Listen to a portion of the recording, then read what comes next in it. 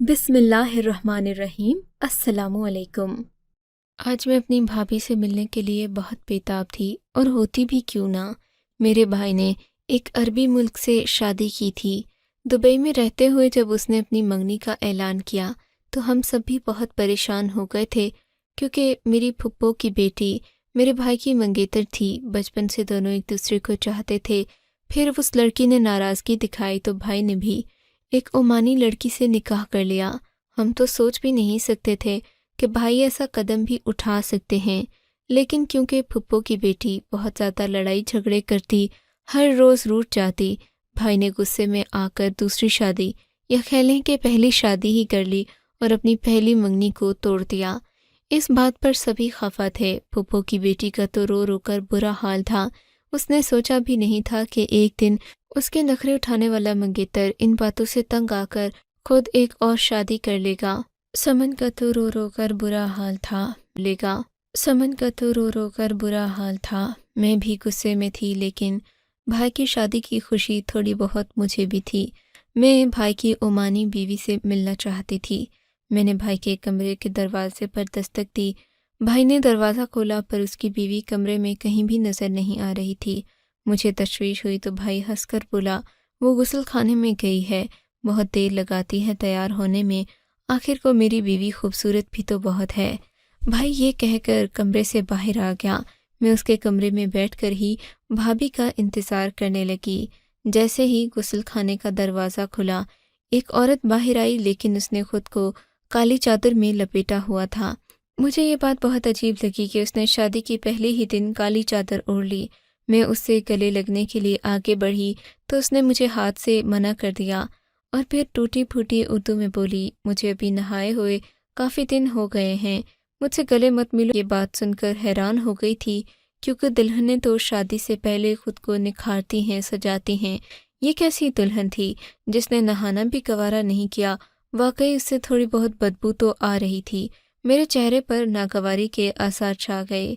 इससे अच्छी तो फिर समन थी, जो हर वक्त आंखों में काजल और गालों पर सुर्खी लगाए रखती।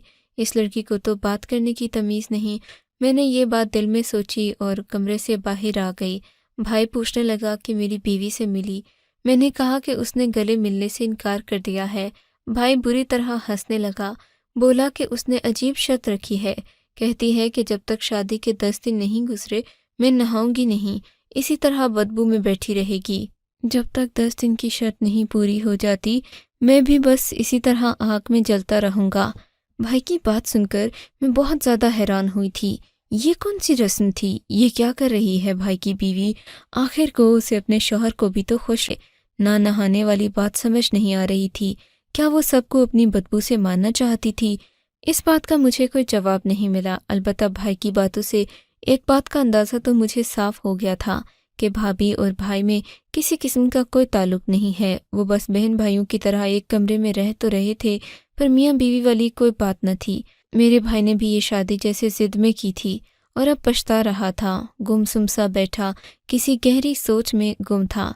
मैं यही समझी कि उसे शायद समन का गम होगा, क्योंकि एक मंगेतर को छोड़कर अनजान लड़की से शादी करना आसान बात तो नहीं होती। लेकिन अच्छी बात यह हुई कि शाम को भाभी मेरे कमरे में आई। इनके हाथ में तौलिया, साबुन, शैम्पू था।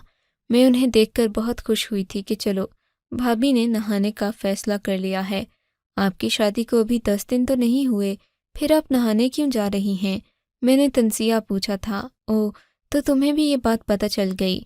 असल में ये हमारी लोग शादी के 10 दिन बाद ही नहाते हैं, लेकिन मुझे यहाँ की रस्मों का भी तो ख्याल रखना होगा ना। भाभी ने मुझे ये कहकर हैरान कर दिया था। मैं समझी नहीं कि यहाँ की रस्में कौन सी थीं। भाभी मुझसे पूछने लगी कि मुझे छत का दरवाज़ा बताओ, छत की तरफ कौन सी सीढ़ियाँ जाती हैं। मैंने कहा क्यों? कहने लगी कि छत पर ही तो नहाना है। मैंने अपने मुंह पर हाथ रख लिया। अस्तगफिरुल्लाह भाभी, आप ये कैसी बातें कर रही हैं? मैंने कदरे ऊंची आवाज़ में कहा, आप क्या हमारा नाम डुबोना चाहती हैं? आसपास के लोगों में हमारी इज्जत है। आपको शर्म नहीं आती ये बात करते हुए? आप छत पर जाएंगी ये काम करने के लिए? मैंने तौलिए की तरफ देखते हुए कहा। भाभी ने मुझे गुस्से भरी निगाह से देखा और खुद ही छत की सीढ़ियां तलाश करके ऊपर चली गईं। मैंने तो सोचा नहीं था कि ये औरत इतनी बेबाक निकलेगी। میں نے تو سوچا بھی نہیں تھا۔ میں نے یہ بات اماں کو بتائی تو انہوں نے بھی سر پکڑ لیا، بولیں کہ چلو اوپر چل کر اسے منع کرتے ہیں۔ اماں اب تک تو پتہ نہیں کیا سے کیا ہو گیا ہوگا، وہ میرے پاس 10 منٹ پہلے آئی تھی۔ اماں نے میری بات کا جواب نہیں دیا، وہ خود ہی چھت کے دروازے کی طرف چل پڑی۔ میں بھی ان کے پیچھے پیچھے آ گئی۔ ہم نے جا کر چھت کا دروازہ کھولا تو سامنے دیکھ کر ہم حیران ہی رہ گئے تھے۔ سامنے کا منظر بہت پریشان کر دینے والا تھا، کیونکہ وہاں بھابھی کی بجائے پھپھو کی بیٹی سمن کھڑی تھی اور بری طرح ہنس رہی تھی۔ میں اسے دیکھ کر بہت پریشان ہو گئی، شرمندہ بھی ہوئی۔ کیا ہوا سمن، تم یہاں کھڑی کیوں مسکرا رہی ہو؟ ارے تم تو ایسے انجان بن رہی ہو جیسے تمہیں پتہ ہی نہیں ہے۔ سمن کی زہریلی مسکراہٹ کے ساتھ کہی گئی یہ بات میرے دل پر لگی تھی۔ کیا سمن نے میری بھابھی کو کچھ کہا ہے یا پھر انہیں یہ کام کرتے ہوئے دیکھ لیا؟ میں ابھی سوچ ہی رہی تھی کہ سمن ہم دونوں کو وہاں سے چھٹک کر نیچے چلی گئی۔ میں تو بس سمن کو دیکھتی ہی رہ گئی۔ میں نے اس سے کچھ نہیں کہا تھا۔ واپس میں بھابھی کے کمرے میں آئی تو بھابھی بری طرح رو رہی تھیں۔ انہیں دیکھ کر میرا دل بیٹھ گیا۔ کیا ہوا بھابھی، آپ کو کسی نے کچھ کہا ہے؟ نہیں، کسی نے کچھ نہیں کہا۔ میں دراصل چھت سے گر گئی تھی، میرے گھٹنے میں گہری چوٹ آئی ہے۔ بھابھی نے واقعی گھٹنے کو زور سے دبا رکھا تھا۔ میں نے دیکھا وہ بہت ڈری ہوئی، گھبرائی ہوئی اور پریشان لگ رہی تھیں۔ میں نے انہیں پانی وغیرہ پینے کو دیا۔ چھت پر نہانے والی بات جب میں نے اپنے بھائی کو شام کے وقت بتائی تو بھائی ہنسنے لگے اور بولے، لگتا ہے تم لوگوں کو کوئی غلط فہمی ہوئی ہے، کیونکہ میری بیوی ایسی بالکل بھی نہیں ہے، وہ تو بہت پردہ کرتی ہے، اور یہ جو نہانے والی رسم ہے یہ تو ان عموانی لوگوں کے اندر پائی جاتی ہے، یہ لوگ ایسے ہی کرتے ہیں، کہتے ہیں کہ اس طرح شادی کا اثر دیر تک قائم رہتا ہے۔ یہ سب کرنے کی اور کوئی وجہ نہیں ہے، تم خواہ شک مت کرو، میری بیوی مجھ سے بہت محبت کرتی ہے۔ بظاہر تو بھائی مطمئن تھا، اس لیے میں نے بھی ردنے کی کوشش نہیں کی۔ اس دن بھابھی بہت بیمار اور بے چین لگ رہی تھیں۔ ہم نے بھی بھابھی کی خدمت کی، انہیں سوپ وغیرہ پلایا اور سب اپنے اپنے کمروں میں آ گئے، پر مجھے عجیب سی بے چینی ہو رہی تھی۔ یہ رات کے تقریباً 2 بجے کا وقت تھا جب مجھے بھابھی کے کمرے سے سسکنے کی آوازیں آنے لگیں۔ میرا کمرہ بھائی کے کمرے کے باہر ہی تھا، اسی لیے میں یہ آوازیں صاف سن سکتی تھی۔ ان آوازوں کے کان میں پڑتے ہی میں اپنے بستر سے اٹھی، کمرے سے باہر آئی تو یہ آوازیں صاف میرے کانوں میں پڑنے لگیں۔ میں بھائی کے کمرے کی طرف بڑھی تو پتہ چلا یہ کمرے کی آوازیں ہی تھیں اور واقعی کمرے کے اندر سے آ رہی تھیں۔ اب میرا شک یقین میں بدل چکا تھا، کیا بھابھی یا بھائی میں سے کوئی رو رہا تھا؟ لیکن وہ ایسا کیوں کریں گے؟ چھوٹے بچے تو نہیں تھے کہ رات کو رونا شروع کر دیتے۔ پھر میں نے بھائی کے کمرے سے کان لگا کر اندر سے آنے والی آوازیں سننے کی کوشش کی۔ غور کرنے پر پتہ چلا یہ تو میرے بھائی کی سسکیوں کی آوازیں تھیں۔ میرا رات کے اس پہر کیوں رو رہا تھا؟ یہ بات میرے ذہن میں آتے ہی میں بے چین ہو گئی۔ دل چاہا کہ میں دروازے پر ہلکی سی دستک دوں، لیکن ایسا کرنے کا کوئی فائدہ نہیں تھا۔ ابھی دروازے کے باہر ہی کھڑی تھی کہ اماں بھی وہاں آ گئیں۔ مجھے وہاں دیکھ کر ڈانٹنے لگیں، بولیں کہ تمہیں ذرا تمیز نہیں ہے، بھائی بھابھی کے کمرے کے باہر کیوں کھڑی ہو؟ اس طرح میاں بیوی کی باتیں نہیں سنتے، وہ اپنی راز و نیاز کی باتیں کرتے ہیں، تمہیں کیا پڑی ہے؟ یہ آنٹیوں والی حرکتیں کر رہی ہو؟ امی کی ڈانٹ سن کر میری آنکھوں میں آنسو آ گئے۔ امی نے مجھے ہاتھ سے پکڑا اور گھسیٹتے ہوئے اپنے کمرے میں لے گئیں، بولیں کہ خبردار جو تم اس کمرے سے نکلیں، اپنے کمرے میں ہی محدود رہا کرو، بھائی بھابھی کے معاملات میں زیادہ دلچسپی نہ لو۔ اب میں انہیں کیا بتاتی کہ میں وہاں پر کیوں کھڑی تھی؟ اسی بے چینی میں مجھے نیند بھی نہیں آئی۔ صبح 10 بجے اٹھی تو بھائی بھابھی ابھی تک کمرے سے باہر نہیں آئے تھے۔ میں نے امی سے پوچھا، امی بھائی بھابھی ناشتے کی میز پر نہیں آئے، کیا وہ ناشتہ نہیں کریں گے؟ اماں نے مجھے بیلن دکھاتے ہوئے کہا، ناشتے کی بچی، تجھے 10,000 بار کہا ہے کہ بھائی اور بھابھی کے معاملات سے دور رہا کر، تمہیں ان میں دلچسپی لینے کی ضرورت نہیں ہے، پھر تمہیں سمجھ نہیں آتی؟ آئندہ میں تمہیں بھائی بھابھی کے کمرے کے باہر منڈلاتے ہوئے نہ دیکھوں۔ امی نے مجھے سختی سے تنبیہ کی تھی۔ میں نے بھی سوچ لیا کہ آئندہ کچھ بھی ہو جائے، بھائی بھابھی مریں جئیں، مجھے ان سے کوئی واسطہ نہیں ہے۔ مجھے خامخواہ اپنی بے عزتی کروانے کی کیا ضرورت تھی؟ اماں کو بھی یہی لگ رہا تھا کہ میں بھائی بھابھی کے ذاتی معاملات میں دلچسپی لے رہی ہوں، حالانکہ ایسا کچھ بھی نہیں تھا۔ لیکن صبح ہوئی تو ایک اور عجیب واقعہ ہو گیا، اس پر میرا پریشان ہونا بنتا بھی تھا۔ دن کے 12 بج گئے تھے پر بھائی بھابھی اپنے کمرے سے باہر نہیں نکلے تھے۔ میں نے یہ بات اماں سے کہی۔ میں نے کہا اماں، کبھی بھائی بھابھی اتنی دیر تک نہیں اٹھے، آپ کو پتہ کرنا چاہیے کہ کیا ہوا ہے۔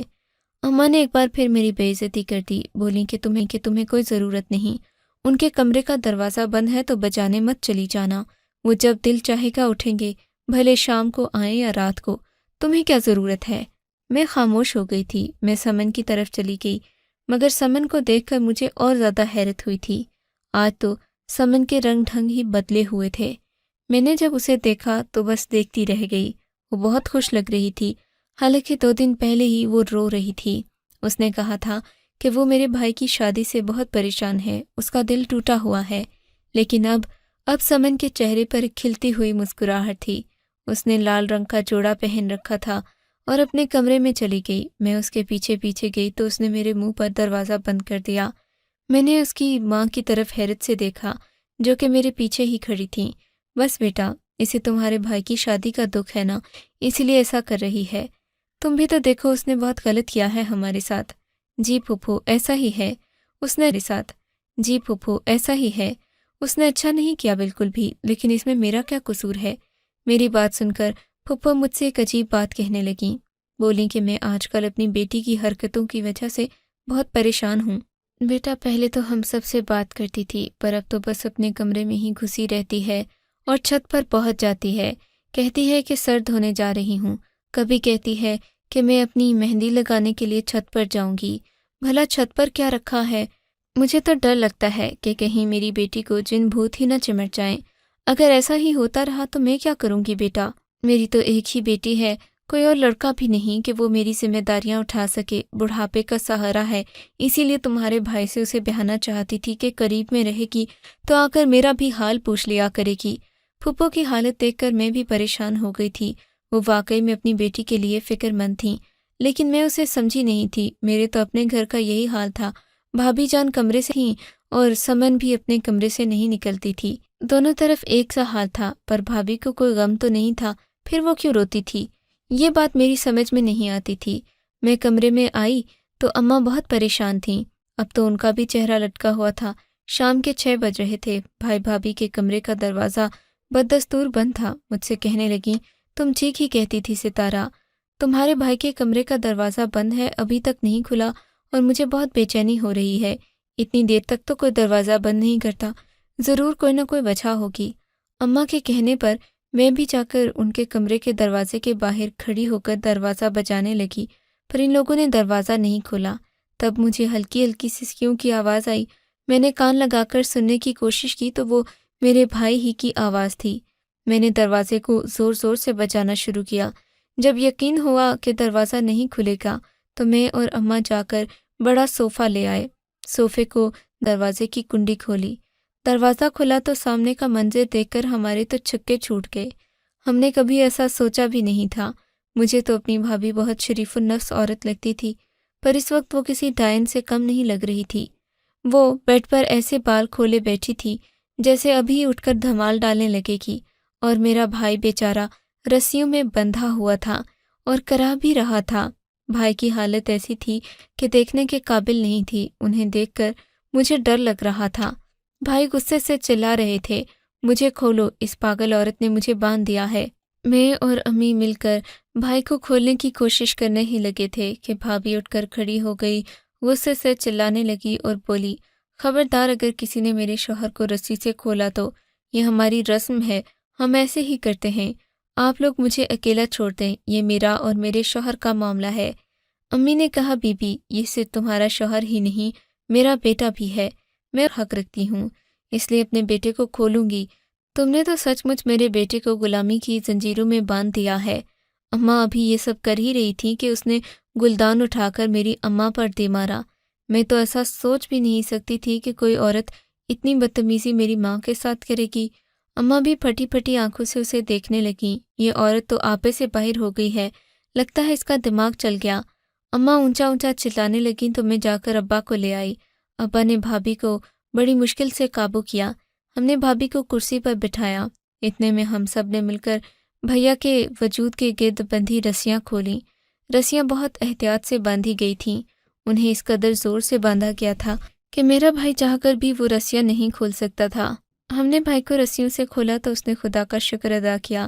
وہ پھٹی پھٹی آنکھوں سے ہماری طرف دیکھنے لگا، بولا کہ اماں میں بہت اذیت میں تھا، صبح سے میں نے کچھ بھی نہیں کھایا، اس ٹائم سے میں کہتا رہا، چلا، لیکن اسے کوئی پرواہ ہی نہیں تھی میری۔ لگتا ہے کہ اسے مجھ سے زیادہ اپنی رسمیں پیاری تھیں۔ تبھی بھابھی مڑ کر میرے بھائی کی طرف دیکھنے لگی اور بولی، میں تو تمہارے ساتھ یہ رسم کرنا چاہتی تھی تاکہ میں تمہیں ایک مکمل مرد بنا سکوں۔ ارے تمہارے ساتھ تو رہنے سے بہتر تھا کہ میں کسی خواجہ سرا کو اپنا باڈی گارڈ رکھ لیتی۔ اس عورت کے منہ سے یہ بات سن کر بھائی کا چہرہ غصے سے لال پیلا ہو گیا۔ تم کہنا کیا چاہتی ہو؟ کھل کر کہو، مجھے کسی چیز کا کوئی لحاظ نہیں رہا۔ جب سے تم نے مجھے رسیوں سے باندھا ہے میرا دل کرتا ہے کہ میں تمہارا گلا دبا دوں۔ میں نے تم پر بھروسہ کیا تھا اور تم نے مجھے دھوکہ دیا۔ بھائی نے اسے غصے سے ڈانٹتے ہوئے کہا تو وہ آنکھیں نکال کر کھڑی ہو گئی اور بولی کہ میں تو تمہارا علاج کر رہی تھی، کیونکہ تم ایک مکمل مرد نہیں ہو، اسی لیے میں تمہارے اوپر ایک ایسا عمل کرنا چاہتی تھی جس سے تمہاری صحت بحال ہو جائے۔ یہ سن کر بھائی کو بہت غصہ آیا۔ بھائی نے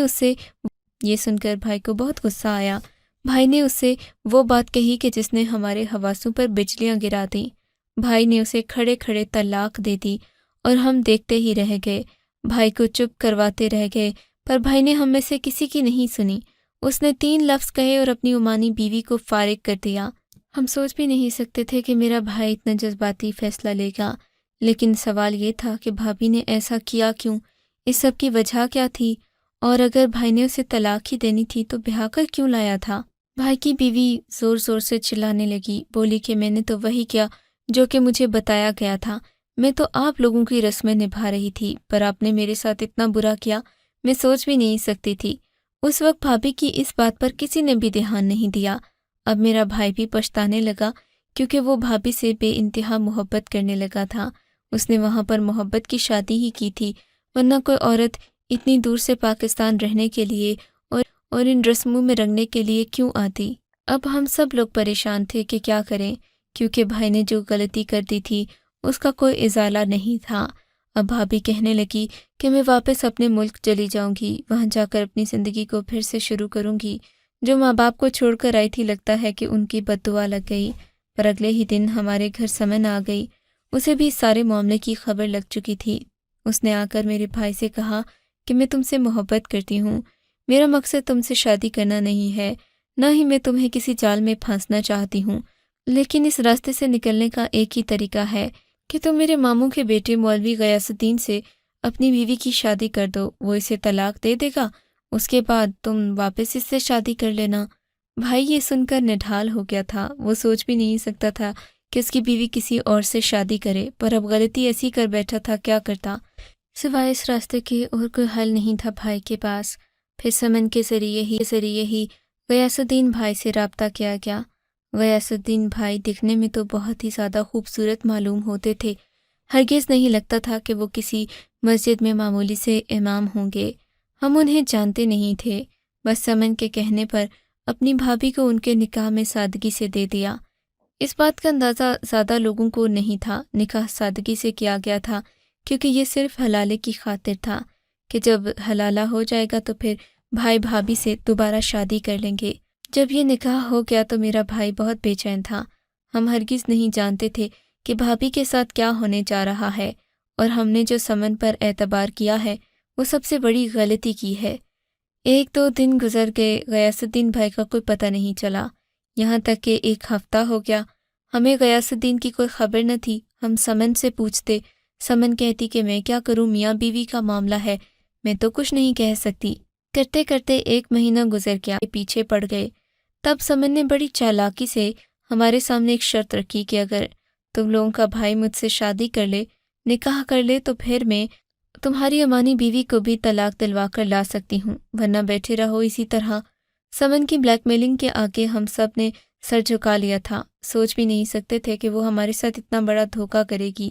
بھائی نے اس شادی سے صاف انکار کر دیا، کہا کہ میں اپنی بیوی سے ہرگز بے وفائی نہیں کروں گا۔ تب سمن نے اپنا منہ کھولا اور جو کچھ اس نے بکا، ہم تو حیران ہی رہ گئے کہ وہ اس حد تک گر بھی سکتی ہے۔ وہ بھائی کی امانی بیوی سے اس وقت سے رابطے میں تھی جب وہ پاکستان آئی تھی۔